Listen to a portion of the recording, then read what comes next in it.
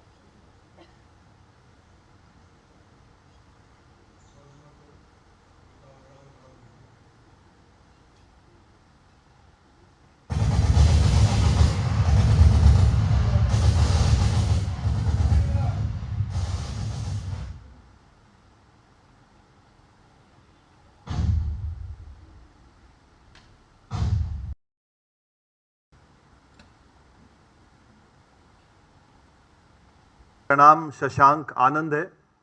मैं एक भारतीय पुलिस सेवा अधिकारी हूं और लगभग पिछले 2.25 साल से मैं बीएसएफ में ऑन डेपुटेशन हूं और 7 फरवरी 2025 को मैंने बीएसएफ के इस जम्मू फ्रंटियर की कमांड संभाली थी। आप लोग सब जानते होंगे कि बीएसएफ का एक बहुत ही गौरवशाली इतिहास रहा है। हमारे शूरवीरों ने इस देश के लिए बहुत सारे बलिदान दिए हैं और बीएसएफ की 1965 से जब इसका जन्म हुआ आज तक की जो पूरी यात्रा रही है, इसमें बहुत सारे ऐसे ओकेजन्स आए हैं, चाहे वो 1971 के युद्ध की बात हो जिसमें बांग्लादेश के जन्म में बॉर्डर सिक्योरिटी फोर्स का एक बहुत ही ऐतिहासिक और सिग्निफिकेंट भूमिका रही है। कारगिल युद्ध में बीएसएफ की एक बहुत सिग्निफिकेंट भूमिका रही है, महत्वपूर्ण भूमिका। उसके बाद ऑप पराक्रम में जब फोर्सेस का मोबिलाइजेशन हुआ था लेकिन युद्ध डिक्लेयर नहीं हुआ था, उसमें भी बॉर्डर सिक्योरिटी फोर्स बढ़ चढ़ के सीमा की रक्षा कर रही थी।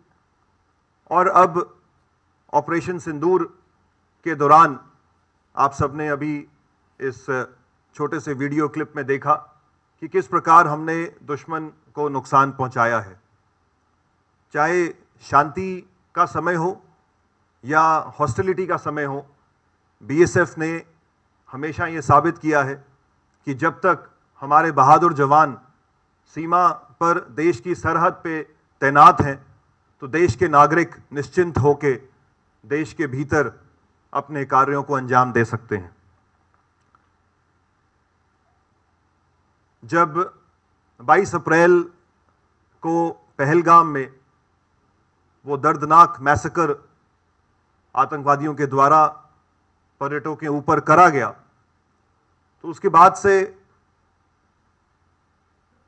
सभी को इस बात की अपेक्षा थी कि पाकिस्तान में स्थित आतंकवादी संगठनों के ऊपर भारत के द्वारा स्ट्राइक्स की जाएंगी। तो स्ट्राइक्स वर इमिनेंट और स्ट्राइक्स होते ही ये भी इस बात की भी आशंका थी कि पाकिस्तान के द्वारा रिटेलिएशन भी करा जाएगा। तो 22 अप्रैल के बाद से तुरंत बाद से ही इस जम्मू के संवेदनशील क्षेत्र में, जिसमें बीएसएफ की डिप्लॉयमेंट पुंछ में भी है, राजौरी में भी है, लाइन ऑफ कंट्रोल में हम भारतीय सेना के साथ कंधे से कंधा मिला के सीमा की रक्षा वहाँ पे भी कर रहे हैं और उसके साथ साथ जम्मू, कठुआ, सांभा के भी क्षेत्र में हम अंतर्राष्ट्रीय सीमा पे प्रथम पंक्ति के तौर पे बैठे हुए हैं। तो ऐसे परिस्थिति में हमने तैयारी शुरू कर दी कि अगर पाकिस्तान की तरफ से अनप्रोवोक्ड फायरिंग की जाती है बॉर्डर के ऊपर, तो बीएसएफ उसका किस प्रकार मुंह तोड़ जवाब देगी। जब यह घटना घटी 22 अप्रैल को और उसके बाद से हमने बॉर्डर पे जब अपनी निगरानी को और ज्यादा मजबूत किया, तो यह देखने को आया कि पाकिस्तान रेंजर्स, जो कि हमारे काउंटर पार्ट हैं सीमा के उस पार, उन्होंने अपनी फॉरवर्ड पोस्ट में आना छोड़ दिया था। उन्होंने सीमा के नज़दीक आना, अपनी एक्टिविटीज़ को सस्पेंड कर दिया था और वो उनकी जो मूवमेंट है वो सारी की सारी उनकी बॉर्डर आउटपोस्ट तक ही सीमित हो गई थी, जो कि सीमा से थोड़ी सी दूरी पे है। लेकिन बीएसएफ की जो डोमिनेशन स्ट्रैटेजी थी वो बहुत एग्रेसिव थी। आप सब जानते हैं कि हमारी सीमा पे सीमा चौकियां हैं जिनको हम बॉर्डर आउटपोस्ट कहते हैं, जहां पे हमारे जवान दिन रात रह के सीमा की निगरानी करते हैं। लेकिन इसी के साथ साथ सीमा चौकी और अंतर्राष्ट्रीय सीमा के बीच में हमारी विभिन्न पोस्ट्स हैं, फॉरवर्ड पोस्ट्स हैं, जिनके चलते हम अंतर्राष्ट्रीय सीमा का चप्पा चप्पा पे निगरानी रखते हैं।